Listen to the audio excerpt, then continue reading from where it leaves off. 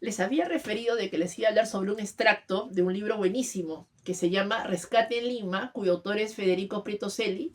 Es una crónica de lo que sucedió respecto a la embajada de Japón, la toma de rehenes, el antes, durante y después de la misma. Inclusive el antes para conocer quién fue el camarada Huerta. En el libro empieza hablando de este señor, camarada Huerta, que se hacía conocer, que operaba en la selva, que había trabajado antes en una empresa y que fue presidente de un sindicato que terminó matando policías y a otros trabajadores. Dentro de los abogados que tenía este tipo para ese fin de ser sindicalista, conoció a una señora que fue su conviviente, terrorista, presa, con cadena perpetua. En el libro se habla de un padre de familia que tenía un hijo, vivía en Lima con su esposa, y el hijo de 21 años se fue a hacer una expedición a la selva con un amigo y no apareció nunca más. El señor desesperado avisó a los medios, la policía, en fin, lo llamaron, le dijeron, ¿sabes qué? Tengo a tu hijo, así que dame tanto dinero y te doy a tu hijo. El hombre pagó, buscó la manera, nunca apareció su hijo. Le dijeron que se la selva, se fue a la selva hasta que vio cara a cara a camarada Huerta. Dame tanto y te doy.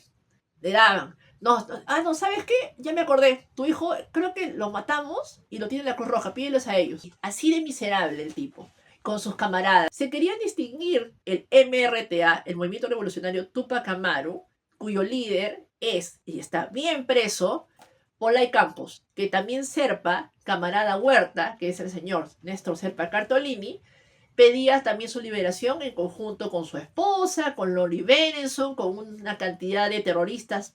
Y quería, inclusive tuvo la osadía de pedir al gobierno que quería que se modifiquen las políticas públicas a favor del terrorismo. En este caso, una diferencia. Ellos siempre buscaban distinguirse. Decían, no, Sendero Luminoso es de Abimael. Nosotros no somos terroristas, somos guerrilleros. Y han vendido la idea romántica a muchos países, especialmente en Europa. Inclusive sus hijos, él tuvo 2 hijos, en ese tiempo de los 97 más o menos tenían entre 7 y 10 años, y vivían con su abuela, y tenían una pensión como presos políticos. Inclusive, esta gente del MRTA son los autores de las famosas cárceles del pueblo, que asesinaban, le metían en una caja, es todo, ya no me quiero desviar el tema, les he explicado en videos anteriores.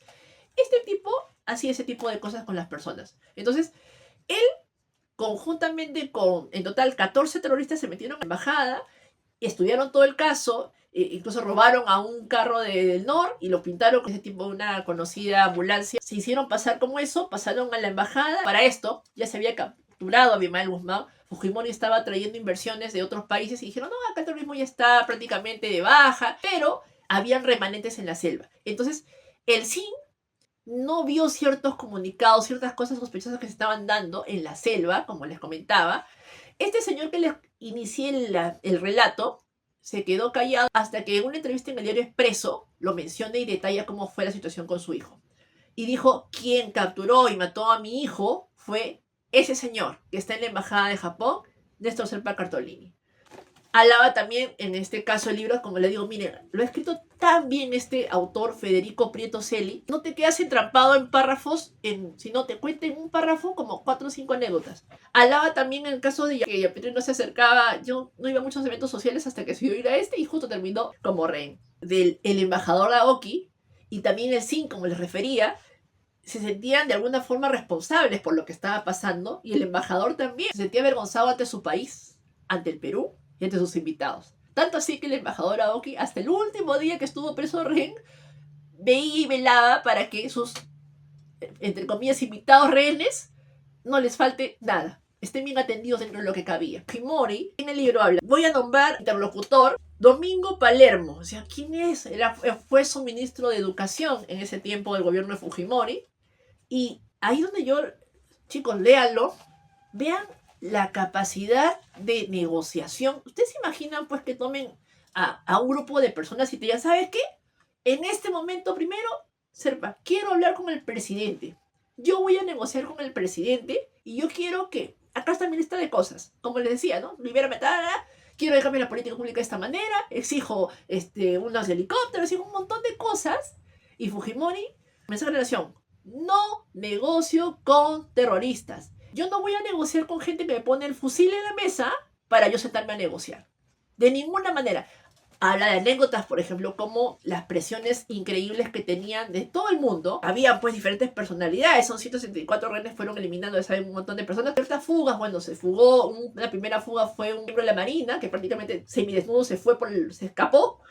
Y el segundo fue el hermano de quien paz descanse, Alberto Andrade Carmona, su hermano Fernando, se fue por la ventana y Serpa dijo, me van a cerrar todas las ventanas. mandó piezar todas las ventanas para que nadie se fugue. Y en lo que escogían a las personas que se estaban yendo, se refiere a una anécdota acá de la esposa del magistrado Jorge Buendía. Hizo tal escándalo a Serpa Cartolini. Bótalos a los dos, no lo soporto a la mujer, esto es un escándalo porque ella no quiere irse sola, quiere irse con su esposo. Los periodistas, ya es común lo que pasó con la República, traidores, y como la prensa internacional, miren, todos se peleaban por la primicia, querían estar lo más cerca posible, alquilaron la mejor vista para la embajada y daban información de todo tipo. En ese tiempo, el comercio todavía tenía cierta bordura, Diario Expreso, a diferencia de la República. Se cuidaban en decir y condicionar ciertas cosas, tanto el comercio como Expreso, de lo que estaba sucediendo, porque era información pues, que no le podías dar al otro lado, pues a los enemigos. Cosa que la República siempre, no solamente por lo del túnel, muchas negociaciones, afirmaciones que daban por hechos, mientras el otro lado ponía en condicional. Entonces hay que poner en condicional es como que, oye, está la duda de que sí o no. El otro afirmaba, por ejemplo, Cipriani, otro los garantes. Realmente, yo digo, sinceramente, gente, y por eso creo que este caso está estudiadísimo, ¿cómo le puedes trabajar la sangre a estas personas? Hablaban de Serpa como era impulsivo, y tenía el otro camarada Rojas, que era, digamos, un poco más analítico, por decirlo así, estuvo años en la universidad, pero igual Serpa era autoritario. Rolly Rojas, el otro, su segundo, ¿no? Que trataba de hacerlo entrar un poco en razón. Y lamentablemente, o sea, sus negociaciones que avanzaban en una parte, retrocedían porque resulta que Serpa se tiraba para atrás o exigía cosas que eran imposibles de cumplir. Entonces, y como les comentaba, Serpa dijo, yo quiero hablar con Fujimori. Fujimori le dijo, mira, si en una hora no viene el presidente a hablar conmigo para negociar, lo mato a Tudela. Y esa cabeza fría de decir, no lo voy a llamar, obviamente no lo publicó, eso sí no lo dijo, simplemente dijo, no negocio con terroristas, no, pero no voy a llamar. Pasó la hora determinada y Serpa no mató a Tudela. Y Fujimori dijo, este no lo va a hacer. Por ahí vamos ganando ocasión. Y nombró ahí al señor Domingo Palermo, ministro de Educación, y él se encargaba de negociar con los terroristas. La labor que hizo Cipriani incluso contra su salud, cómo le tenían respeto, hasta se confesaban, Serpa Cartolini y otros terroristas, los que estaban ahí, cómo le reclutaban a estas dos señoritas de la selva en el MRTA. Periodistas, diferentes líneas que habían, la Cruz Roja, habla de la historia de la Cruz Roja, inclusive así en brevecito, digamos que ellos se encargan de ser, de alguna forma, de asistir, seas bueno o seas el malo. Pero, como estos terroristas, tratando de llamarse como guerrilleros, pacíficos o que se pueden conversar con ellos, trataban de influir sobre la Cruz Roja para que cedan en ciertas presiones que tenían con respecto a sus requerimientos.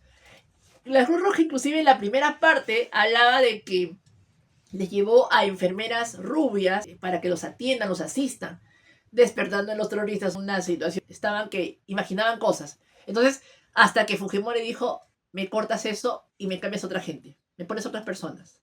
Habla también de Uruguay, cómo liberó condicionalmente a terroristas, lo cual ocasionó la cólera de Fujimori. Y Fujimori salió a decir, por favor, que nadie negocie con terroristas. Ningún país tiene que interferir, ningún país tiene que negociar nada. Recalcan también la labor de Bolivia, fue firme y no liberó a los terroristas que estaban en ese país. Inclusive, como les comentaba, como Serpa Cartolini, que sabía que se le venía el final en cualquier momento, escribía a su hijo, y su hijo, llamado también Néstor Serpa, le escribió una carta a Fujimori, en donde trataba de buscarle un poco el corazón, decirle, bueno, ahora no tengo a mi papá y pido por favor que libere a mi mamá. Y Cipriani se ganó el respeto hasta de los terroristas, hasta de su propio hijo de Serpa se escribían. Él como representante de la iglesia, lo cual debe ser la iglesia, buscar el lado humano. Espero por favor que lo lean. Seguimos conversando.